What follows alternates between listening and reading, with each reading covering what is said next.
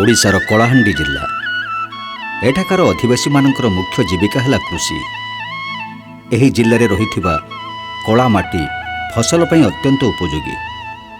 कौनसी रासायनिक सार और कीटनाशक प्रयोग बिना एठारे फसल उत्पादन संतोषजनक, किंतु अधिक उत्पादन लक्ष्य नहीं एठाकार कृषक माने रासायनिक सार कीटनाशक तथा हाइब्रिड बिहन को आपणी नेले। फलतः प्रथम पर्यायर उत्पादन बढ़िला सत पारंपरिक चाष व्यवस्था धीरे धीरे चाषी माने भूली जावाकू लागिले। यहाकू चिंता करी स्वेच्छासेवी अनुष्ठान IGSSS 2018 मसीह क्राफ्ट के प्रकल्प आरंभ करथिला।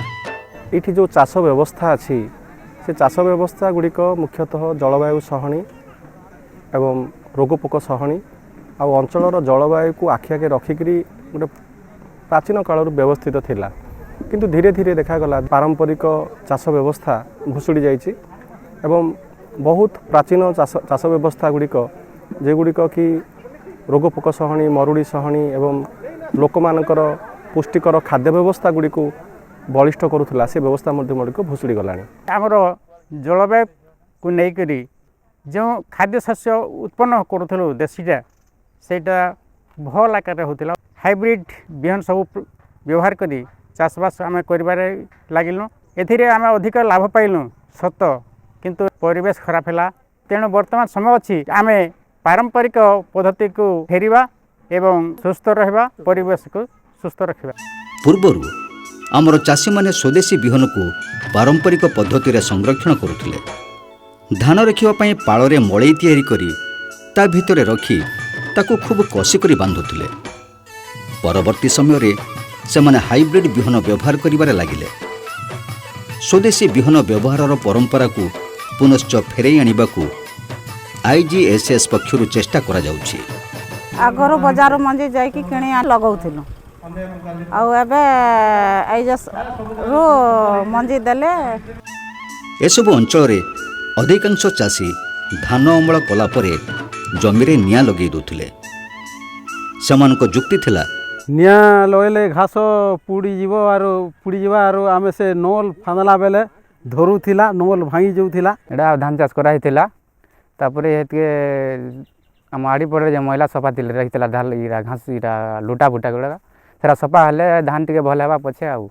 एसबु न करिवा पई IGSSS पक्षरु चाषी मानको सचेतन करा जायथिला।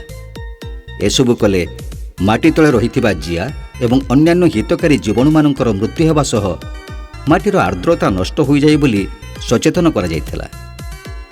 एतद् व्यतीत गोरु गाई माने सही बिलरु तांकर खाद्य पाइबा सह सेमाने मलत्याग करिबा द्वारा जमीर उर्वरता बढ़िबो बोली सेमानकु बुझा जायथिला। निया लाल खराब होचे आरो गोरु नि खै पारबार गचरा आखी देले पुड़ी जीवो, माटी ता रसटा टाणी नबो, गाई चोरले गोबर पड़ले जमीन ता उच्च थेबो। अनुष्ठान तरफ हिताधिकारी मानको विभिन्न प्रकार स्वदेशी बिहन जोगाई दिया जायथिला। सेही बिहन को नहीं चाषी माने अनेक प्रकार डाली जातीय शस्य निज जमी मानक चाष करिसंती। फलतः जमीर हिड़ मानकरे विभिन्न डाली जातीय शस्य मान उत्पादन करा जाई पारुछि। धान कटा परे विभिन्न फसल लगेबा द्वारा माटीर आर्द्रता को मध्य रक्षा करा जाई पारुछि। बड़ाटा लोक माने काटी करी पुड़े दोइछा हेले नहीं पुड़ावार कथा का जी बोले आमर माटी रे जेन जीवाणुटा रोचे से जीवाणु पड़ी जाइछे आरु आमर से गिलस माने बिरी मुग कला बोलके से विटामिन जिनिस नहीं पई पारुछि। आरु नड़ा देख नहीं पुड़ावा बोले केते जिनिस के काम देवा बोले खद हेबा पाना ले कुइबा माटटा उर्वर रहबा आर माटटा नहीं तते न नहीं टरले से जीवाणु माने खराब नहीं होय तने से माने बची गिरी रहबे आमर धान के बेसी फसल देबे। हिताधिकारी व्यतीत ग्रामगुड़िकर समस्त जनसाधारण को सचेतन करने पई अनुष्ठान पक्षरु प्रतिवर्ष एक बिहन एवं खाद्य मेलार आयोजन करा जाउछि। IGSS क्राफ्ट के प्रकल्प तरफ आम विभिन्न अंचल पारंपरिक देशी बिहन जोटा ये अंचल सुहाए प्रथम से बिहन गुड़ी को आम देलु एवं ये बिहन देवा प्रक्रिया परे परे जो माने बिहन नहीं से बाड़ी जो बिहन है से अन्य 3 जन चाषी को एक्सचेंज करें और एक्सचेंज प्रक्रिया को आम सीड फेस्टिवल एवं फूड फेस्टिवल आकार में करैलु। चलित वर्ष मध्य कर्लामुंडा ब्लॉकर बीजापाटी ग्राम में सही प्रकार मेला आयोजन करा जायथिला। आरंभर पूर्व दिन पारंपरिक बिहनगुड़ी को एक शगड़ में सजा जायथिला। यहाकू बिहन रथ नाम नामित करा जायथिला। प्रथम एक कलश यात्रार आयोजन करा जायथिला। यहाँ पर बिहन रथ को नहीं एक शोभायात्रा बाहर करा जायथिला। विभिन्न ग्रामरू आसीथिबा शह शह चाषी एही शोभायात्रा भाग नेथिले। पारंपरिक रीति महिला माने एही बिहन रथ को वंदापना करथिले। तत्सहित प्रति घरे घरे बिहन और माटी पूजा करा जायथिला। आमे कंपनी जिनिस जेते पकई करी आमर स्वास्थ्य खराब होचे, देह खराब होचे, आम माटी खराब होचे, सब किछि खराब होचे। आमे सेति पई आमर देसी बिहन को आग्रह करी करी आमे एटा पूजा करूछु। बाहर जेनटा आसुछे सेटा सब रासायनिक किने सेटा आमर देह पई क्षति होचे, माटी पई भी क्षति होचे। एबे जेनटा आमे एटा देसी बिहन चाष करमु इटा आमर देह पई भल हेबा। हेति लागि आमे एटा देसी बिहन एटा चाष करबा के एटा पूजा करूछु। वंदापना परे बिहन रथ को विराट शोभायात्रा रे बिहन और खाद्य मेला करा जाउथवा स्थान को निया जायथिला।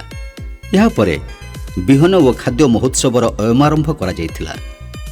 प्रथमे एक चारा रे पानी ढाली उत्सवर उद्घाटन करा जायथिला। अनेक मान्यगण्य व्यक्ति एही उत्सव रे जोग देथिले। अनेक वक्ता पारंपरिक चाषर आवश्यक एवं उपकारिता विषय रे चाषी मानकु अवगत करैथिले। वर्तमान ओडिसा रे बरगड़ होउची धान चाष रे 1 नंबर, किंतु सेठी कैंसर भी सही भरिया। वर्तमान डायबिटीज घरे घरे एटा को हमें सादरे स्वागत करूछु। काहे कि एटा ट्रेडिशनल पारंपरिक हमर नुआ खाई रे विभिन्न प्रकार पर्व पर्वण विभिन्न प्रकार भेराइटी व्यवहार करा जायतिला। से भेराइटी गुडा कोन थिला ना कहार मरुड़ी सहिबा शक्ति थिला, कहार अधिक जल बन्या बात्या सहिबार माने कैपेसिटी थिला। ताको मिसाई कि नुआ नुआ भेराइटी बाहर करा गला, किंतु आमे नुआ रे एते बुडी गले जे आमे पुराना को भूली गले। परे परे विभिन्न अंचल आसीथिबा चाषी माने सेमानकर जलवायु सहनी चाष व्यवस्था और अभिज्ञता संपर्क में वक्तव्य रखिथिले। रासायनिक पद्धति चाष करबा द्वारा माटी, पानी, पवन और परिवेशर कौन क्षति होउतला एवं जैविक पद्धति चाष करिबार उपकारिता कौन हैला से सबुर अभिज्ञता को अन्यमानक आगरे परिप्रकाश करथिले। आईजीएसएस रु आमको खत करिके चाष करबा पई सिखैछन्ती। किणी आनी कि सार दउछु, से सार रु क्षति होउछि, सेति पई आमे गोबर खत करिके दउछु खेत रे। आग तो आज्ञा आमे मन कर डीएपी पोटास यूरिया रे चाष होथिला, किंतु बेसी लाभ नहीं होते। एबे काना जे 2018 रे आईजीएसएस आमके आसिकरी भेटले। जेते बेले आमर जिया खत रे आमर गोरु खत रे चाष कर बेले से हिसाब रे आमे एबे करूछु। वर्तमान आज्ञा जैविक जिया खतर विषय रे से जिनिसटा आज्ञा विश्वास नहीं करूछन, किंतु आमे करी करी देखे भी पारमु बोलिकरी इच्छा करूछु। देखे भी बागन चाष रे देखो केड़े साइज भी दिसुचे। बिहान मेला का आसीछु एटा चाष बास सब देखाबार लागि कोबी करिछु, बंधा फूल, मूला, पातल मोटा, बैंगन भी जोगैछु यानी आनी। जैविक चाष विषय चाषी मानक सचेतन करिबारे उत्सवर आवश्यकता विषय एवं सचेतन करिबा पई विभिन्न विशिष्ट व्यक्ति माने निज निजर बहुमूल्य परामर्श चाषी मानक पई देथिले। IGSSS रो जो ये फूड मेला कराही मते इठी निमंत्रण करथिले, मु तांको धन्यवाद जणाउछि। निज बाड़ी रे सेल्फ सफिशिएंट प्रत्येक गाँ हवा दरकार एवं यार आवश्यकता बहुत रही। स्वास्थ्य पाई यार आवश्यकता रही। समस्त जनसाधारण को अनुरोध करी निजे घरे खाइबा पाई व्यवस्था करंतु आ अंततः सजना और अमृतभंडा गछ समस्ते लगाई चेष्टा करंतु। तो ये प्रकार गोटे गोटे आमर फूड फेस्टिवल किंबा पारंपरिक सीड फेस्टिवल जदि आम ऑर्गेनाइज करूचे जो से लोकंर आग्रह आउ थे बढ़ुची आउ से माने जानी पारछंती एक्चुअली ट्रेडिशनल सीड रो कौन चाहिदा कौन तार व्यवहार कौन तार उपयोगिता कौन। उत्सवर अन्य एक आकर्षण थिला ओडिशार पारंपरिक पिठापना। महिला चाषी माने स्व उत्पादित कृषिजात द्रव्य निजे तैयारी करी अनेक पिठापना आनिथिले। ସ୍ଥାନୀୟ ସମ୍ବଳରୁ ଚାଷୀମାନେ ନିଜସ୍ୱ ପ୍ରସ୍ତୁତ ବିଭିନ୍ନ ଖତ ଏବଂ ଔଷଧ ମଧ୍ୟ ଏହି ଉତ୍ସବରେ ବହୁଳ ପରିମାଣରେ ଦେଖିବାକୁ ମିଳିଥିଲା। ଚାଷୀମାନଙ୍କ ଦ୍ୱାରା ଉତ୍ପାଦିତ ଅନେକ କୃଷିଜାତ ଫସଲ ଏହି ମେଳାର ମୁଖ୍ୟ କେନ୍ଦ୍ରବିନ୍ଦୁ ଥିଲା। ସେହିପରି ବିଭିନ୍ନ ପ୍ରଜାତିର ବିହନ ବିଭିନ୍ନ ଷ୍ଟଲମାନଙ୍କରେ ଦେଖିବାକୁ ମିଳିଥିଲା। ପରସ୍ପର ଭିତରେ ଚାଷୀମାନଙ୍କର ବିହନ ଆଦାନ ପ୍ରଦାନ ବା ବଦଳ ଅତି ଚିତ୍ତାକର୍ଷକ ଥିଲା।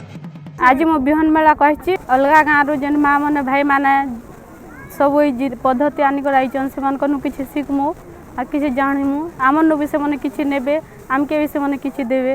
आज्ञा ए मेला को आसु आम आगरू पारंपरिक बिहन रखीचु जेनटा कि आमर बाप अजानु करू आसुथिले पूर्वपुरुष देसी धान आमन ने थिलाटा जदि अन्य लोक मैंने भी आसुछन बिहन मेला के अदल बदल करवार सिस्टम अच्छे पुराना जिनिस आर थरे आयबार अच्छे। उत्सवर अन्य एक आकर्षण थिला माटी चिन्हिबा। विभिन्न प्रांतरରୁ विभिन्न माटी सबू अनेक चाषी संग्रह करी आनिथिले। अभिज्ञता संपन्न व्यक्ति विशेषज्ञ द्वारा सेथिरु केउ माटी केउ फसल पई उपयुक्त ताकू चिन्हट करी चाषी मानक अवगत करा जायथिला। ए बिहन मेला को आसीथिली बुली कर देखिली 52 दना माटी अच्छे से माटी उपरे कि चाष कले कि बिहन कले आमर अमल पाइबो बोली मु चाषी को जणेबी सेटा। ओडिशार पारंपरिक हुलहुलीर प्रतियोगिता अनुष्ठित होइथिला। महिला चाषी माने यार आनंद उठिथिले। समस्त विभाग पई एही उत्सव रे विभिन्न प्रतियोगिता मान मध्य अनुष्ठित होइथिला। प्रतियोगितार उत्तीर्ण चाषी मानकु अनुष्ठान पक्षरु मानपत्र मान देई सम्मानित करा जायथिला। दुईटा जिनिस आपण माने एठी करिसंती।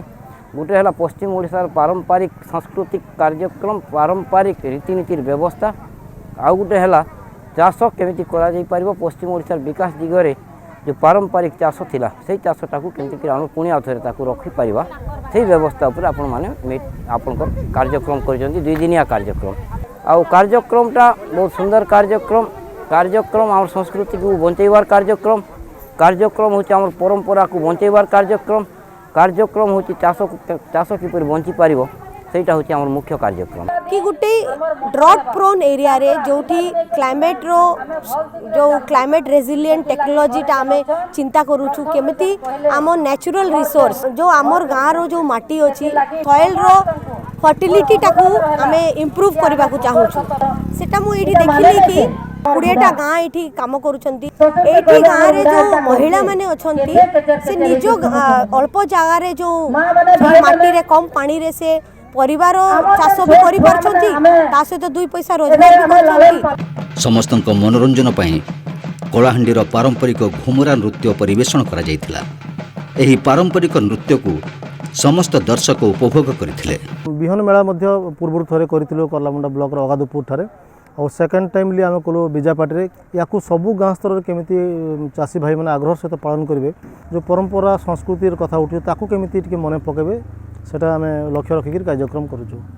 वास्तव में एभली कार्यक्रम मान अनुष्ठित हेले जलवायु सहनी पारंपरिक चाषर विकास हेबा सह निरापद और पुष्टिकर फसल विविधता उत्पादन हो पारिबो।